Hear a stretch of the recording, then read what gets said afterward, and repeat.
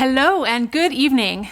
My name is Brandy Smith. I am the Communications Director for Utah Clean Energy, and it is my pleasure to welcome you to our Evening of Hope, a fundraiser to ignite resilience and resolve to meet the climate challenge. The team at Utah Clean Energy is hoping to raise $75,000 this evening to support our climate work. And thanks to our event sponsors, early donors, and everybody who's bought tickets tonight, I'm proud to say we're already over halfway there. I'm going to serve as your MC for the night, and I'm joined by a few of my colleagues at Utah Clean Energy. We're all scattered about social distancing at the studios of Twig Media Lab. In a few seconds, you'll hear from our Executive Director, Sarah Wright, who's just getting ready. She's going to be talking to you about Utah Clean Energy's vision and goals. You're also going to get to meet the newest member of the Utah Clean Energy team, Anna Zanetti, who's getting ready to go on. And then last but not least, our staff attorney, Hunter Holman, is queued up in another building for his Q&A with the star and filmmaker of 2040, Damon Gameau. You'll hear from some of our friends and supporters about what brings them hope in the face of climate change. Throughout the evening, we hope you'll check out the chat feature to the right of the screen. Say hi to us, let us know your thoughts, and chat with the friends who you joined with this evening. We also hope that you'll choose to donate and support Utah Clean Energy's work tonight. And to do that, just look for the donate buttons at the bottom of the screen. You won't be forced to navigate away in any way. Now, before we dig into the next hour, I really need to take a minute to recognize the partners that brought us to this point tonight. Each one of tonight's event sponsors has shown up for Utah Clean Energy time and time again. They are true friends and allies, all of which we've been proud to know and work with for many years now. The thing is they knew by sponsoring tonight that they weren't going to get to network with the fancy pants legislators or invite clients to get their picture taken with our keynote speaker. But they said yes anyway, because our climate can't wait. So I want to send a very sincere thank you first to our co-hosts of the night, Zions Bank, one of the most committed and impactful community partners, not just for clean air and climate, but across a breadth of community issues. And then Facebook, who just announced their commitment to achieve net zero carbon emissions by 2030, investing in 600 megawatts of new renewable energy in Utah. And then Gardner Company, who is advancing high-performance construction and on-site utility-scale renewable energy development across the country. We simply could not be more proud to partner with them. Then there's our Terawatt sponsor, Hunt Electric's Renewable Energy Division. This is a company that continues to lead in Utah's renewable energy growth. And to our wonderful Gigawatt sponsors and friends, I want to say thank you to Circ Energy, ETC Group, GSBS Architects, KW Engineering, Century Financial, The Nature Conservancy, and Wilden. And last but certainly not least, a big thank you to the fantastic teams here at Twig Media Lab and Minduct that have helped us create tonight's virtual event. I also want to recognize all of the virtual table hosts who so generously bought tables and invited many of you to join us tonight. Thank you for supporting us. It can't be said enough. Thank you to our event sponsors for your ongoing leadership, partnership, and your friendship. Now, I am going to turn things over to our team's leader, the founder and executive director of Utah Clean Energy, Sarah Wright. Thank you, Brandy. I echo your heartfelt thanks to all of our sponsors, our table host, and all of you who took the time to join us tonight. I hope you enjoy the evening, but more importantly, I hope we all leave here more inspired and with renewed hope and resolve that together we can turn the tide on climate change. This past year has turned our world upside down in the blink of an eye. We can't underestimate the ripple effect that the COVID-19 pandemic will continue to have on our lives, on our health, and on our economy. And we can't ignore the racial injustices and inequity that plagues our world. And here's the kicker. This is what you, me, and all of us are trying to come to grips with. This is on top of the wildfires, the extreme storms, and the droughts that are all brought on by climate change. But amid all of this, the past year has also brought to light new hope. We've seen the extraordinary things that we can do to care for each other and to build our community. We know how resilient we are and how quickly we can respond and adapt. And we know how much we need each other. Utah Clean Energy staff of 13 may be small, but the things that we get done never cease to amaze me. And your support is what enables Utah Clean Energy's success. I know I speak for all of us when I say we remain steadfast in our mission to turn the tide on climate change and to pave the way for a healthy planet for this and the next generation. Thank you again for joining us for this special evening.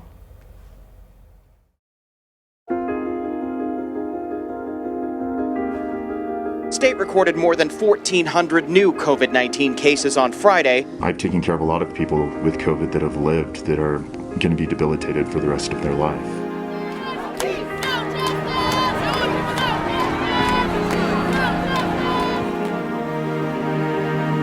Sustained winds were recorded at 150 miles an hour. If the wind didn't destroy it, it is now covered in water. Number and size of all of these wildfires is a testament to how dry and dangerous it is right now. We have a 50% increase in the number of fires.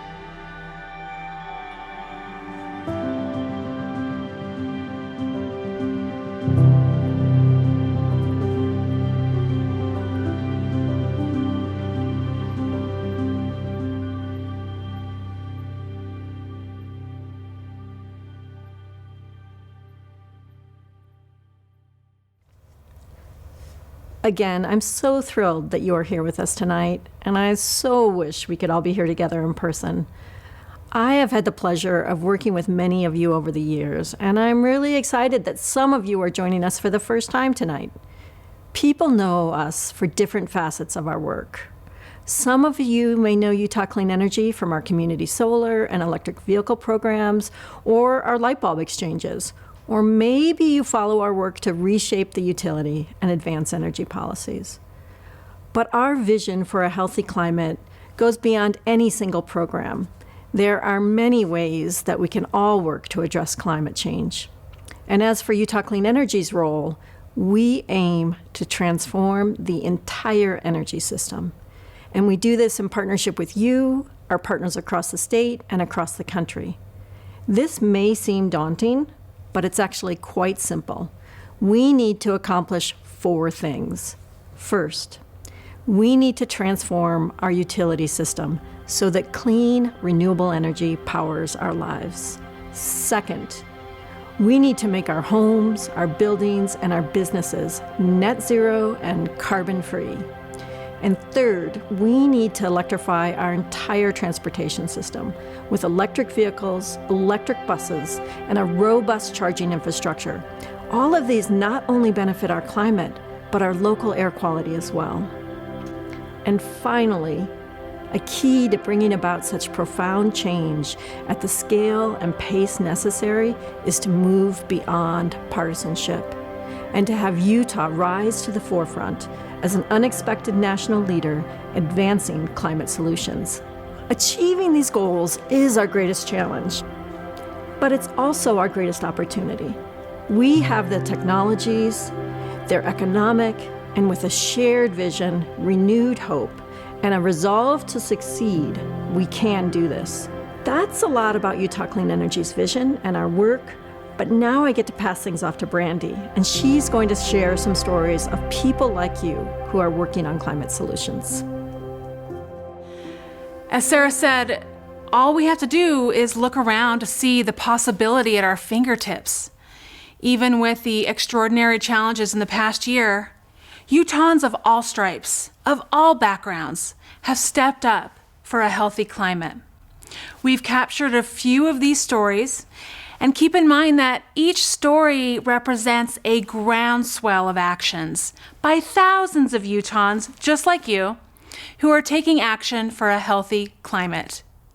For starters, you likely either know or are already one of the thousands of Utah families that are powering their homes with clean, homegrown solar energy, made possible by the pro-solar policies and incentives that Utah Clean Energy has worked to enable and to protect for over a decade. Here is just one example of how solar can power our lives. We do get a net metering credit for the energy that we produce from our solar panels. Right now, we have essentially a zero energy bill. We pay the connection fee that's required to Rocky Mountain Power. It's about $10 a month. To pay for our solar installation with the upfront cost, we were able to utilize both the state and federal tax incentive, which was really helpful in getting that into the affordable price range for us. In order to lower our family's carbon footprint, we have also invested in an electric car and an electric bike. We invested in the car before the panels. Although the car is a zero tailpipe emissions, we wanted the energy that it's using to also be clean energy. Getting the solar panels really made that feel like a great decision. Making these decisions, investing in these things, the way I feel it contributes to the larger picture of climate change is creating demand for these products. It's showing what the way you want the world to be to other people.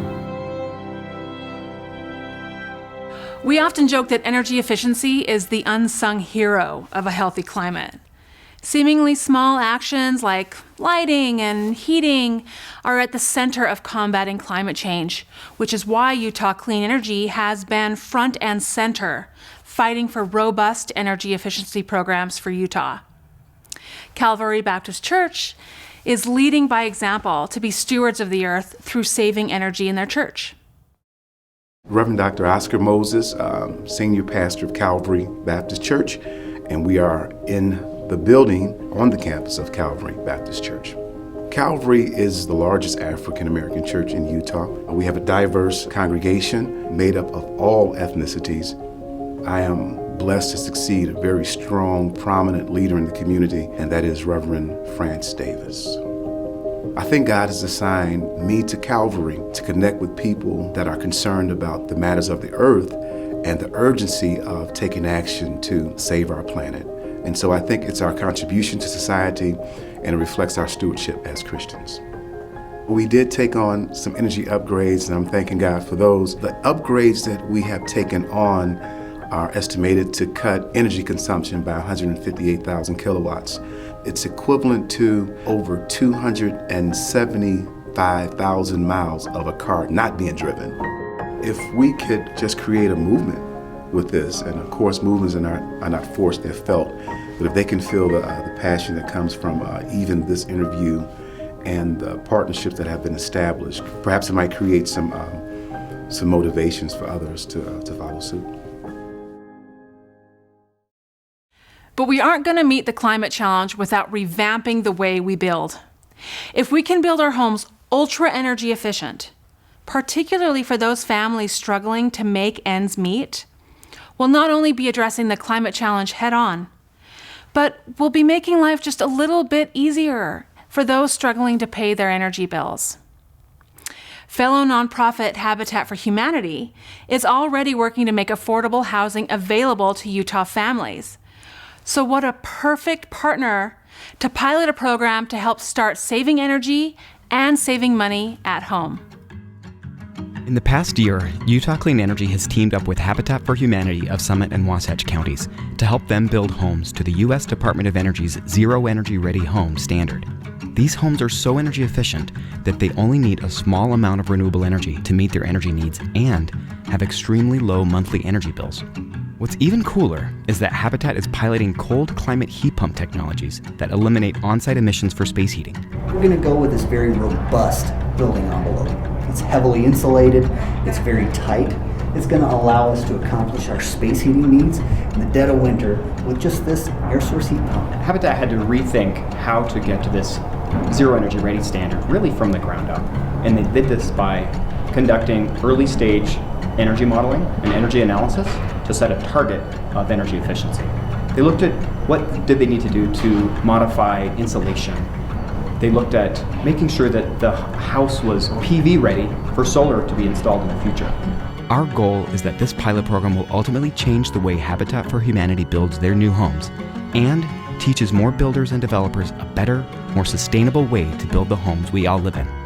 My name is Arcadio Madrigal. I'm the builder for Habitat for Humanity. I gotta say, I built a lot of houses, but not like this one, net zero. So basically for the homeowner, it's gonna be zero energy. They're gonna be saving money. Homes like this can really serve as a model for how homes in Utah can be built that are affordable, that are comfortable, and that have a very small, if not a zero, carbon footprint. Last but certainly not least is Utah's climate leadership. Just a few weeks ago, one of our top priorities, to make Utah a national leader on climate solutions, hit an amazing milestone. We launched the Utah Climate and Clean Air Compact. This is a trailblazing commitment signed by hundreds of Utah leaders from our faith, business, and government institutions. Here's just a few highlights.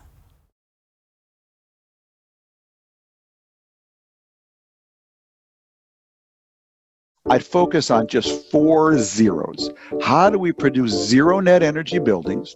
That's buildings that produce as much energy as they consume. Zero waste manufacturing, stimulating manufacturers to design and build products that use fewer raw materials and materials that are easily disassembled and recycled.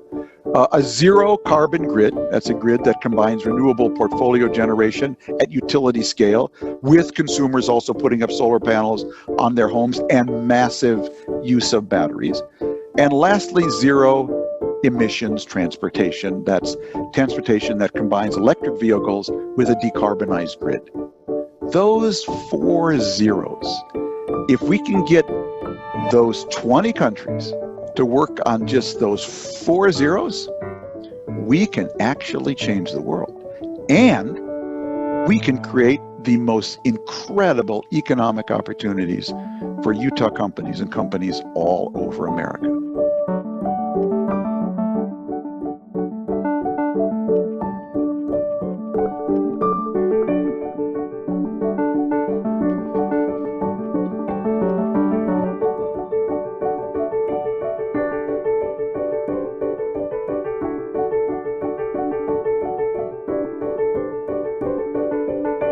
Hi, this is Congressman John Curtis.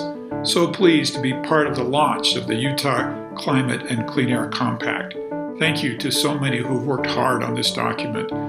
I brag about my state all the time in Washington, D.C., and once again, we're proving that we're leaders on this very important issue. Utahns want to take care of this earth. They want to be good stewards, and this gives them the pathway to do that. Thank you to everybody. My friends, thanks to collective actions of people like you, we have come a long way together to give our kids a healthy and livable planet. I know that tackling climate change can seem overwhelming, and the future right now is uncertain. But I personally am still filled with hope. Why? The people I've met over the past 12 years, they've shown me that we are in this together. And a few of these friends would like to share with you tonight what gives them hope. Good afternoon. My name is Dan Dugan. And I'm Sarah Buck. And we're really excited to be here tonight with the Utah Clean Energy Gala event. What a great organization, and we're all privileged to be part of that great organization. I've brought you to my neighborhood, and we are in the International Peace Gardens. And the whole purpose of the International Peace Gardens is to talk about equity and to talk about diversity and to talk about how we should work together as a community. Hi, I'm Alex Honnold. I am a professional rock climber and the founder of the Honnold Foundation. And I'm speaking to you today from South Lake Tahoe, California, which actually you should be able to see the lake behind me. But it's also incredibly gray here because the sun is blotted out by all the smoke from the recent forest fires in California. We're here today talking to you on a beautiful October day after a summer of extended dry conditions and record-setting temperatures. I stand here in the shadows and in the protection of our ancestral mountains. The mountains called by our ancestors Tawhiti tangata pikiki runga te iwi tuararo o te rangi. I am a pediatric emergency medicine physician at Primary Children's Hospital and the director of global and rural and underserved child health at the University of Utah School of Medicine. The reason why I'm talking to you today is about climate change and how it disproportionately impacts communities of color. The air we breathe in Salt Lake City is not the same. The further west you go, the more industry you find. And you see kids who have asthma, you see all kinds of other disparities. And so these are some things that when we're talking about climate change, we also need to acknowledge that there are other barriers for many in our community. Climate change is recognized as the #1 public health threat currently facing us. And that's quite significant if you consider what's going on right now in the world. As a global child health expert and just as a physician and a father, it's imperative that I take action on climate change. In ancient times, we were given the charge of taking care of both our Sky Father and our Earth Mother. On this day, I weep and I mourn for my relatives who live in the far distant islands of the Pacific, islands that are disappearing because of the ever-increasing levels of the sea. Climate change is certainly the most pressing issue of my lifetime, certainly of this generation. Though in a way it's also a tremendous opportunity to sort of remake the world in a slightly more equitable way. I mean, that's certainly what we're trying to do at the Honnold Foundation, is to use renewable energy, in our case specifically solar power, to not only reduce human emissions and hopefully prevent the worst of climate change, but also to make sure that the right people, people who have been historically disadvantaged, are able to have access to energy. So what really makes me hopeful for the future, even with understanding so much of this very dystopian idea with climate change, is that we have a large young generation of people who are radically advocating for environmental, social justice on all platforms and connecting these different single issues and realizing that holistically these are all very much so intertwined. I mean, it's a little bit cliche, but it does seem like any big challenge is also an opportunity to redo things better. And that's kind of what I hope we do through climate change. And even though the scale of the problem seems daunting and almost too big to comprehend, I know that collectively we can face challenges and we can make improvements. The younger generation gives me hope. They don't like what they're seeing, and they're demanding clean air, clean water, and a clean environment. And we've taught them they can have anything they want if they put their minds to it. And they're demanding, and they want it. And they are going to be the change we want to see in the world. What gives me hope is having the opportunity to teach the next generation about energy alternatives. What's been really fun too for me is getting to shape these two young, beautiful minds, teaching them that energy doesn't just come from fossil fuels. They've both been raised at a young age seeing solar panels on their toys and on our house. They've seen cars that plug into the wall as opposed to in the gas station, and that's what they know. I think they're truly the first generation that's the norm, and that's really exciting to me and to both of us. Let our stories and beliefs speak for themselves when it comes to climates, when it comes to looking after our planet, when it comes to climate concerns and climate control. Climate change can be mitigated, can be fixed, as well as these other things like sexism, racism, classism. The time, the technology, and the energy is here. I encourage you all to get engaged, get educated, and be part of the change. This year we're going to increase our donation because there's an increased need for the work that they're doing. We can all see it and feel it. So take a moment to consider all the ways clean energy affects your life, and dig deep tonight. Dig deep so that you don't have to wonder if you could have done more. We can't wait, we can't fail, we must act now. My name is Anna Zanetti, and I'm the new development director with Utah Clean Energy. I've only been with the organization for a month, and I can tell you that I am truly inspired by this team, their passion, and their ability to get things done. But I'm sure you'll agree, we have a lot of work ahead of us. We know the clock is ticking. We have until 2030 to cut carbon emissions on a global scale. So here's the thing. I know we've all experienced many hardships lately. From the onset of COVID-19 and all of those who've been impacted and loved ones lost, the earthquake that shook many homes and lives this past spring, and the recent windstorm that left thousands of people without power. It's been a difficult year for everyone. And yet you are here tonight. You showed up to find out how you can make a difference for our climate. We don't make this ask lightly, but please dig deep to help us overcome these challenges that face us today so we can transition to a clean energy economy to ensure healthy, thriving communities for everyone, from Salt Lake to Park City to St. George and eventually worldwide. All should be powered and sustained by clean energy. You can give this evening right now by donating online below this screen. A few of you this evening may have the ability to make a major gift right now of $5,000. If so, it would have a huge impact on our organization and supply the funds that we need because our climate can't wait. If you can give $2,500, $1,000, please do so, whatever level you are comfortable with. $500, $200, $100, or $50. Collectively, every gift helps. Or maybe it's easier for you to make a monthly donation to help sustain us. Now is the time that you can make a difference. Thank you all for your support. It means so much to us. And now, the highlight of the night is an interview with actor and filmmaker Damon Gameau and Utah Clean Energy staff attorney Hunter Holman. Good evening, everyone. Thanks so much for joining us tonight for our Evening of Hope. My name is Hunter Holman. I'm the staff attorney with Utah Clean Energy, and I have the privilege and pleasure of introducing Damon Gameau.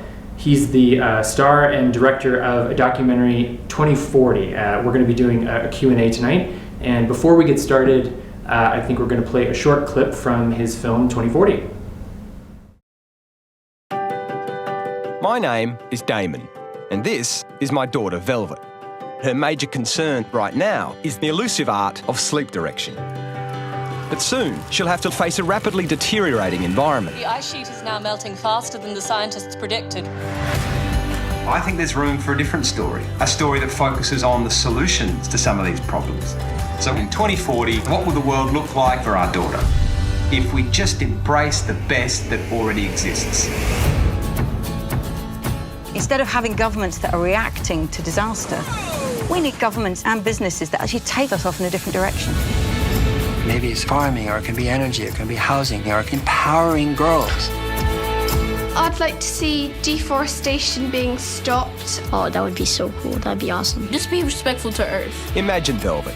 We adopted regenerative practices like phrases, pulling the carbon into the soil and making it healthier. That's right, yeah. And we embrace efficient local energy. Bangladesh has 5 million solar home systems. They have that power in their own hands. This is bringing people together. But here I am sitting on an aeroplane that is spewing out carbon. You can't help but be a hypocrite because our entire system is built on fossil fuels. What were you guys thinking? Well, sometimes we weren't.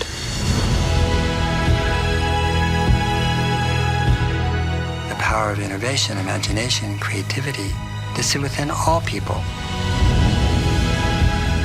People want to be working on something that they can see is actually helping to regenerate the world.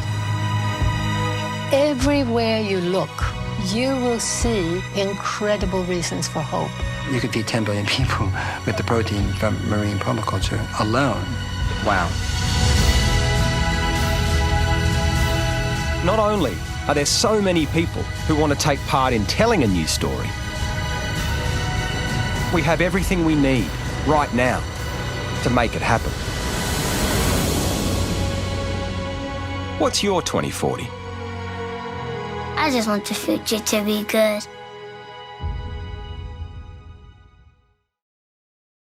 So before I introduce Damon, I just want to say how excited I am to have this opportunity to speak with him about this film and about these issues. I often find myself so deep in the weeds in regulatory proceedings and matters that Utah Clean Energy is working on. Watching this film was such a wonderful opportunity to kind of step back and see the forest through the trees again and be reminded of all the wonderful opportunities that we have as a society at our fingertips today to solve some of these pressing issues. So I'm very excited to have this opportunity. Damon, thanks so much for joining us and welcome. Yeah, lovely to be here. Thanks for having me. Cheers. Well, why don't we dive right into it? So the first couple questions I have are focused on the reasons why you decided to make this film 2040 and the method that you use to communicate the messages. So the first question I have is kind of directed at your comment that you felt like an overwhelmed parent when you would read articles about climate change and predictions of the future. It's very doom and gloom, very negative. And I think a lot of us can really relate to that feeling of being overwhelmed. So could you just talk a little bit about why you decided to make this film? Yeah, I mean, the catalyst was about 5 years ago. I was reading in our newspaper here in Australia about a recent bleaching event on the Great Barrier Reef. And about halfway through the article, I found myself turning the page of the paper and starting a new article. And I stopped a few sentences in and thought, hang on, I'm a father of a 2-year-old daughter. I care about these ecological issues. What was it about that story that I didn't connect with? Why did I not want to understand it at a deeper level? And so I just started doing a little bit of research and spoke to a couple of psychologists just around the way humans respond to this kind of information, and came across an environmental psychologist actually in the US named Dr. Renee Lertzman. And she really explained the neuroscience, or the recent neuroscience, around when we only hear information that comes with fear or dread or overwhelm, it can activate a part of our brain, the limbic system. And when that limbic system's activated, it shuts down all the parts of our brain, the prefrontal cortex, where we problem solve and we think creatively. So if we are only using that one narrative to try and get people to take action, I think we're actually causing paralysis in a huge amount of people. So I just thought there was an opportunity to not shy away from the urgency, but actually talk about this problem through a solutions lens instead of just this fear-based apocalyptic lens. And the more I researched, I spent the next year speaking to 100 different academics and researchers and futurists and economists. I just felt my own spirits lift, and I couldn't believe how many wonderful solutions were out there that were just not reporting in the mainstream media networks. And these are the stories that we can use to inspire people and motivate them and bring them on to be a part of this incredible journey. So I just thought, there's an opportunity here to reframe this moment not as a story of depravity and sacrifice and all the things we have to give up, but actually tell a story about the opportunities that are available and the better world that we can create on the other side of this crisis by strengthening our communities again, having healthier food by getting that carbon into the soil, decentralising our energy systems so more people can own that energy. Yeah. It just felt like an exciting story to tell. But I was always aware that I didn't want this to be just a utopian, fanciful vision shying away from what we need to do, and that's why I called the film an exercise in fact-based dreaming. So I wasn't making anything up. It was just an extrapolation of everything we already have. So next, I wanted to show another clip really quickly, one of my favorite clips from the film. This is a group of children offering their own solutions to some of these issues.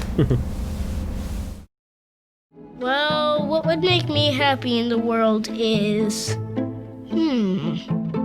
I think we should get this invention which sucks up all of the rubbish in the world and puts it in a intergalactic dimension. I framtiden skulle jag nog vilja att man typ skulle kunna plantera ett frö och sen växer det upp en köttbit som man slipper döda djur. Nikiwa mkubwa, ningependa kuona mazingira masafi kwa sababu nisipate magonjwa. Well, I would like for the government to have done something on global warming and pollution, as now I think they're not really doing anything about it. So I think this clip is one of my favorite parts of the movie, in part because it just kind of showcases the unbridled enthusiasm and imagination of kids to think something up like an alternate reality, that you can gather up all the rubbish in the world and put it into this alternate reality or state of being.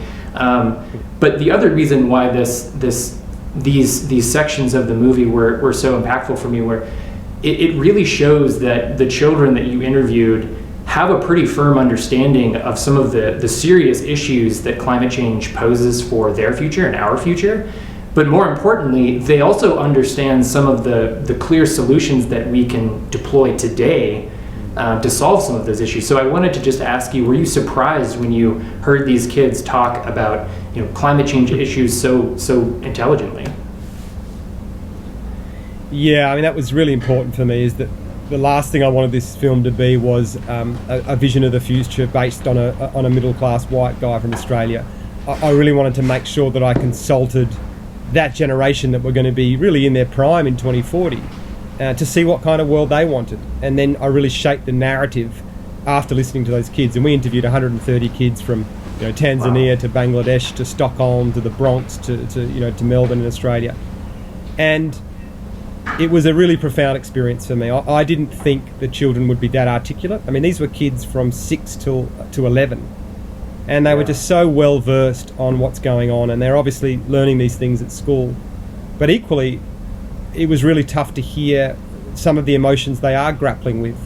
And, they're being taught in class that we're going to have more plastic in the ocean than fish by 2050, and this weighs very heavily on them. So it was even more of an impetus to get this film out there and say, you know what, let's stop bombarding our kids only with these doomsday messages. They have to know that there are millions of people that care about their future, and there are solutions that exist that could give them a profoundly better future than we even have now.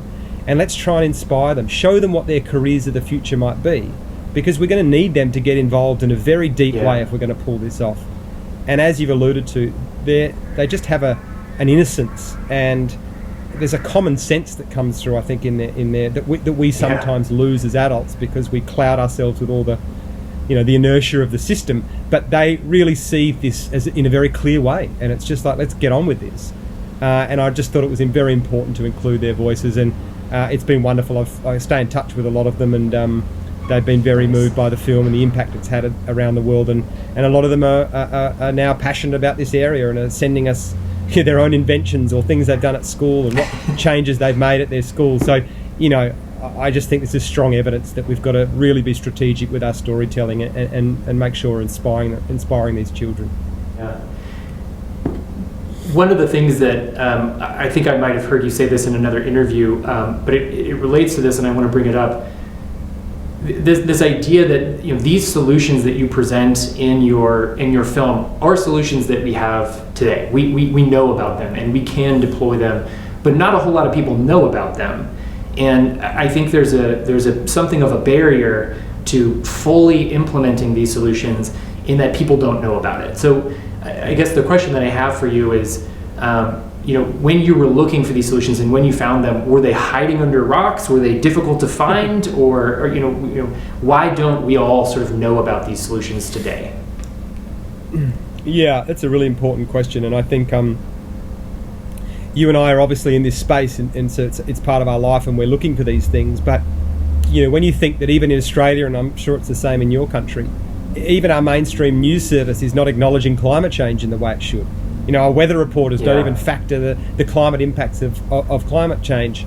So when we're not even talking about the scale of the problem, then it's less likely that we're going to be talking about the solutions that are available. Yeah. So that was, again, a huge motivation, was to say, and again, in releasing the film around the world, it's been terrific to have access to certain organisations like the BBC or ITV or our channels here, and sit down with some of their editors after the interview and say, and they would say to me, look, we often cover climate change, but yes, it's about a horrific flood, or it's about some kind of horrible, forest fire. What we haven't been doing is focusing on some of the solutions and profiling the people. So, I really hope that the film is a bit of an impetus for that, for some of these media outlets, because, as we've alluded to, storytelling, I think, is the most important thing here. We are all living in a collective story. We're seeing a story unravel, especially in your country right now. So we have an opportunity of starting to tell a new story. And who are the lead characters in that story? Who's being looked after? What are the metaphors? What are the new myths about how we interact with our planet? That's what's up for grabs right now. And I think it's incumbent on all media outlets, or anyone that has a voice or a platform, or as a storyteller, a songwriter, or a musician, to be talking about this stuff and disseminating the science and infusing culture with it so that we can create change. That's how it's happened. It's not going to happen through words like, anthropogenic and negative emissions and 1.5 degrees warming. The public just don't connect with that. They don't really understand what that means. We need artists to get involved and to really, inspire and move people with this information. Yeah, I really like the idea of involving artists to be able to speak to humans on a more human level as opposed to a more analytical level. It seems like an obvious turn of events, but here we are. So the next thing I want to shift to is to talk a little bit about the decentralized grid, the energy component of your film.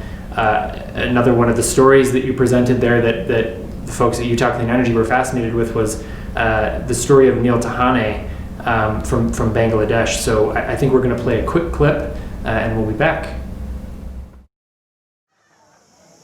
There is still a segment of the population that still can't afford to buy a solar home system. So instead of doing that, if they can just buy a small soul box, they can just buy energy when they need it. You fill up your soul box with money. As you keep using energy, it deducts money.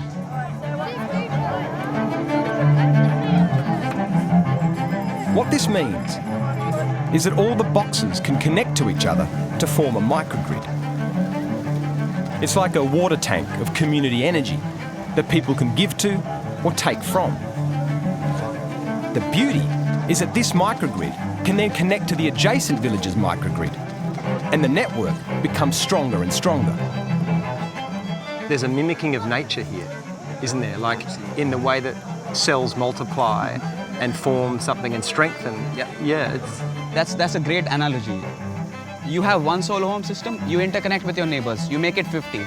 Slowly you interconnect villages. Once you've collected 100 villages, you can hook it up to the grid. You can sell to the grid. Forget buying from it. You become the primary energy generation source for the country.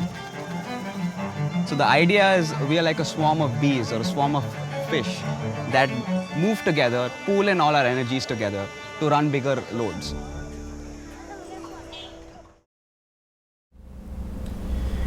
So encouraging rooftop solar and driving more energy storage is one of the key issues that Utah Clean Energy works on in Utah. Utah is a fantastic state for solar, and we're primed for the pairing of solar and storage in folks' homes. But implementing this kind of technology can be somewhat tricky in countries like the United States and I think Australia, correct me if I'm wrong. And so we're really looking to the rest of the world to kind of show us how successful and the types of benefits that people can derive from this kind of ground up decentralized grid. So I'm wondering, have you seen opportunities or examples from other countries or communities that have been able to move past some of the hurdles that exist in the United States and Australia and be able to implement this kind of technology?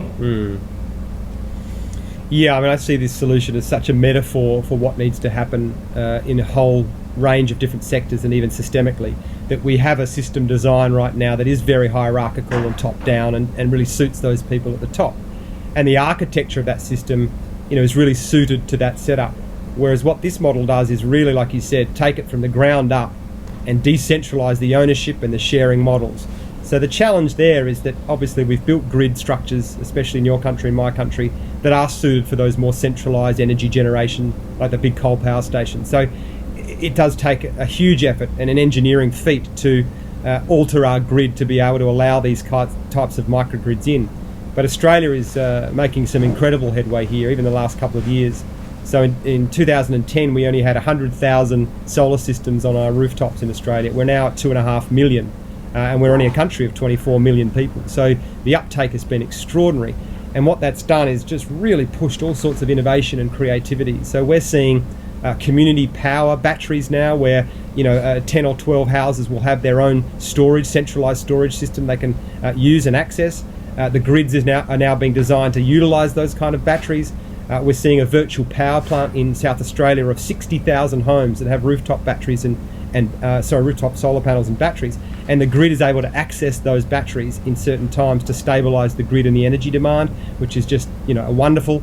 And we're even seeing some of our bushfire infected communities that happened obviously early this year.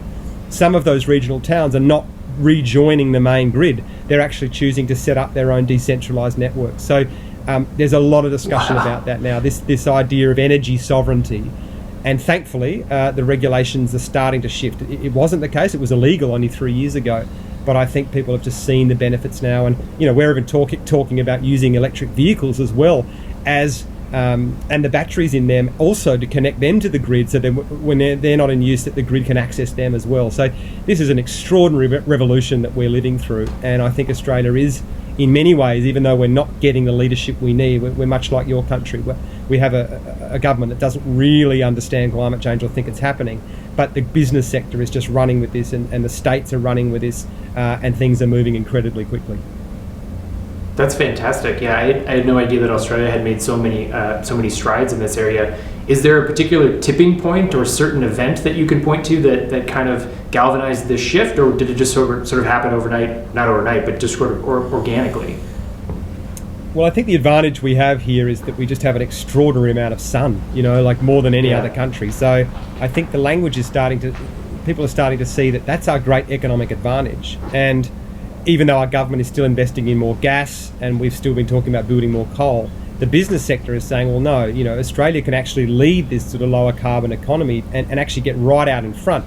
And in fact, we've got a group of billionaires here that have just set up a project called the Sun Cable Project, which is a huge solar farm up in our Northern Territory, 23 million panels. And Singapore have already agreed they will run 20% of their energy from that solar. So we're going to be exporting solar via an undersea cable to Singapore. So if that works, that then opens up Indonesia and all these other markets for us in Southeast Asia that obviously are still running on coal. They're developing and they're going to need that solar. So I think the plan for Australia is to not just get to 100% renewables, but to get to 700% renewables, so we can use that excess energy, we can sell it, we can run our manufacturing, and we can actually really get out in front and be a bit of a superpower when it comes to renewables. Yeah, it sounds like a perfect example of the cascading benefits of climate solutions that you alluded to earlier. That's right, absolutely. So you just mentioned coal plants. Utah has a fair number of coal plants, and one of the issues that we're facing as a state is how to transition to clean energy without leaving behind the people in the communities that rely on coal mines and coal plants, and that have been powering our economy and our society for decades. We don't want to leave them high and dry, but we do need to transition. So the question I have for you here is, in researching this film, did you discover any countries or communities that have successfully navigated this sometimes sticky issue, and how did they do it? What did they do?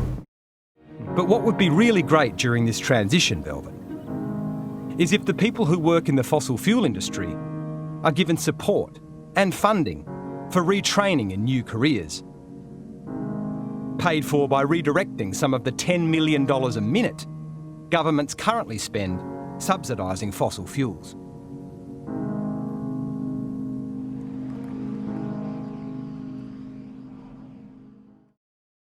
Yeah, I'm glad you raised this point, Hunter. It's we've got obviously huge coal mining communities in Australia, and we spend a lot of time sitting around kitchen tables having cups of tea and biscuits and talking about this stuff, and it's just extraordinary. I mean, so many of these people do understand what's going on, but they have, I mean, up until only recently, this is a job they've been incredibly proud of. They're, you know, for generations their family has worked in these areas, and they have powered economies, they have built countries, and that was something they were very proud of. And suddenly they're being told that they're destroying the planet, and people are coming in and totally dehumanising the whole process, and it's little wonder that they're pushing back and reacting. So I think it's so important that we humanise this and actually transition in a very meaningful and careful way. We're dealing with that in Australia ourselves right now. It hasn't been done perfectly just yet. The best model that I found was probably in Germany. They started doing this in the late 90s. They set up a program in 1998 that ran to 2003 where they went in and they retrained and they reskilled the workers. They paid them compensation for moving away for their jobs. And the whole thing was handled very, very intelligent and with compassion. And we've just done another project I'm working on here in Australia. We've just gone into some of these communities and asked them about this transition. And most of them have said, look, we know this is happening. If you can help us, you know, with a new job, we would happily move to hydrogen manufacturing or electric vehicles or battery components. We love the idea of big industry and putting on our high-vis vests and getting our hands dirty. Just tell us what the new industry is going to be and retrain us and reskill us, and we'll happily do it. So I think there is an opportunity here. I think in my country, the government's just been scared to do it because all our wealth predominantly has come from coal and exporting mining. That's who we are. So it's a very big risk for our governments to move away from that, and they're not willing to have this conversation about the transition. But because these technologies are moving so fast, they're being forced into doing that. And I just hope that, again, we do this in a human way, because there are going to be casualties if we don't do it properly. I want to move on, kind of go back to your film a little bit. If you look at the solutions that we model in Drawdown, they're virtually all regenerative development. That is to say, the earth is better off, the people are better off, the communities are better off, the creatures are better off, the birds are better off. No matter what it is, they're better off for it than had we not done it.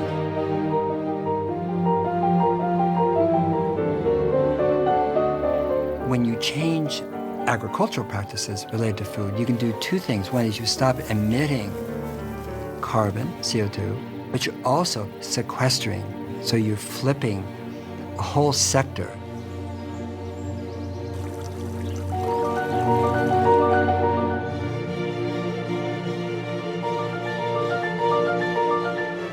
Seaweeds actually draw down carbon dioxide from the ocean waters.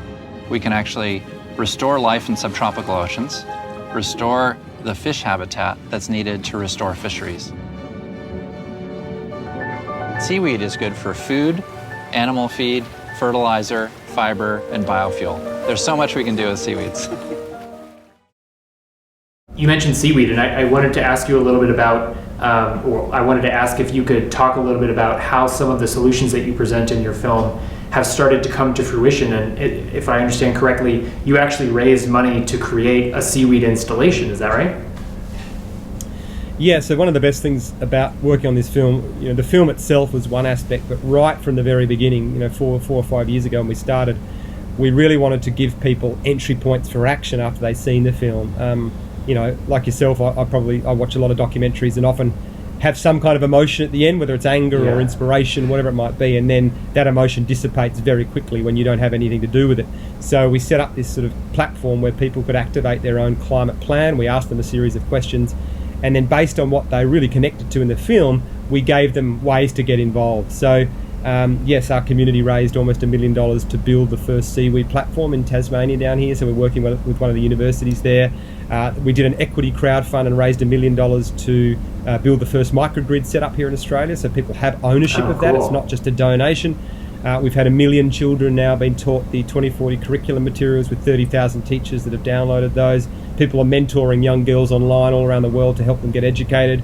Farmers have been switching to regenerative practices because the public are making a donation to help them transition. So, again, I think it's very strong evidence that let's move away from this apocalyptic narrative and let's actually tell these stories and inspire people to get involved, because a lot of people want to do stuff, they just don't know what to do. It's all so overwhelming. So if we can really align with their own passions and give them things that they're going to actually see through and commit to, I think we're going to get a lot more action done. Yeah, you mentioned agriculture and educating farmers on new practices to help the soil health and to extract some more carbon from the air and to plant it back in the soil where it belongs. And Utah has a pretty wide swath of rural area. We have a lot of ranchers, we have a lot of farmers. What are some of the lessons that you've learned as folks in Australia have been working with farmers to reshape their practices and processes that we could learn from here in Utah? Oh man, this solution it makes me so happy, and to see the momentum that's happening now around conservative farmers that would have poo-pooed this 5 years ago are now having these extraordinary wins on their land, and it's just such a beautiful story. So particularly America, I think of the stories of the Midwest, where again, when the first settlers arrived, the soil was 8 meters deep, and it's now 30 centimeters. And we know from the UN that we've only got 60 years of topsoil left. That's how much we've degraded our soil. So the perfect thing we can do is to be planting more diverse species, pulling that carbon from the atmosphere, putting it back in the soil. And once you do that, the water comes back. For every 1% of carbon that you add to 30 centimeters, 155,000 litres. It's extraordinary on every rainfall. So farmers are now starting to see this. They're using it. People are starting to demand those types of foods because they're far healthier. They're far full of more nutrition because of the richness and the life that's back in the soil. But it's it's a mental shift, because a lot of these farmers for years have been, they've had agronomists in their ears. They've been told they need more chemicals to grow their food, and it can be a bit of a risk to sort of step away from that. All the debt that they have to transition can be very confronting. So we need to make sure, again, like we're doing with the coal workers, that we're setting up systems that allow these farmers to change. And thankfully, we've got really robust studies coming through now. South Dakota State University did one recently that compared conventional farming to regenerative farming and found that the regenerative farming was now about 78% more profitable because of the dramatic decrease in inputs used on the lands, and also because of the higher value of those foods in the marketplace now. So this is why farmers are really jumping on board very quickly. A crisis often is the fillip for these people to change, especially in my country. And since the bushfires, an extraordinary amount of farmers are starting to do this to put more moisture in their land to fireproof their properties. So again, this is what the climate crisis does. This is that nature keeps reminding us, and it's bringing more and more people into the fold because of its flexing its muscles. So, I think America has already got some terrific pioneers in the regen ag space. And again, that will continue to grow and spread as people just see the common sense nature of it. Yeah, that's fantastic.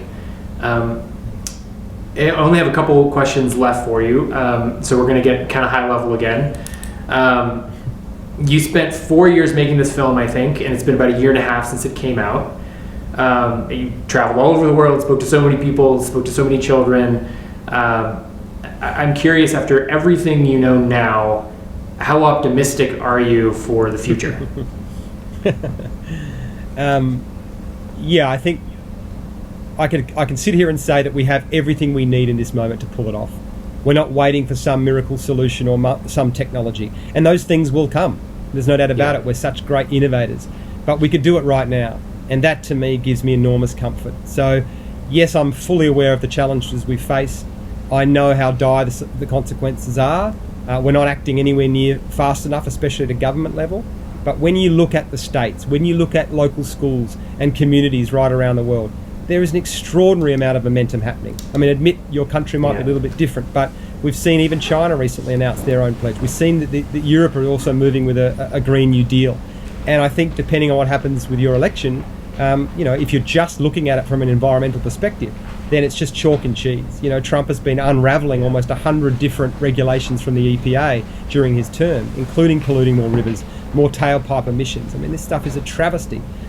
Even though Biden's policies might not be perfect, he has a very strong team around him with very bold ambitions in some areas, and that's encouraging, and that will only grow as people see the benefits of that. So, for that alone, as you know, this is such a pivotal election for your country. So I am hopeful. I just think humans are, we value our life, we're very creative, but it takes us to the last minute to actually take action, like all our Hollywood films. Just when everything's gone and you think it's all going to end, we rise up. So we're kind of probably playing this hero's journey at large. So I do believe we can do it because I've seen it, I've met the people. It's just about spreading that good word and getting people excited about what's going on. Yeah. This is one movie where you wish that the story was just super boring and we instantly saw the solution and implemented it, but I totally get where you're coming from. So you touched on this where, you encouraged folks who watch your movie to go to a website, whatsyour2040.com, and fill out the survey and identify certain things that were unique to them that they could take action on to do something about this if they felt so inclined.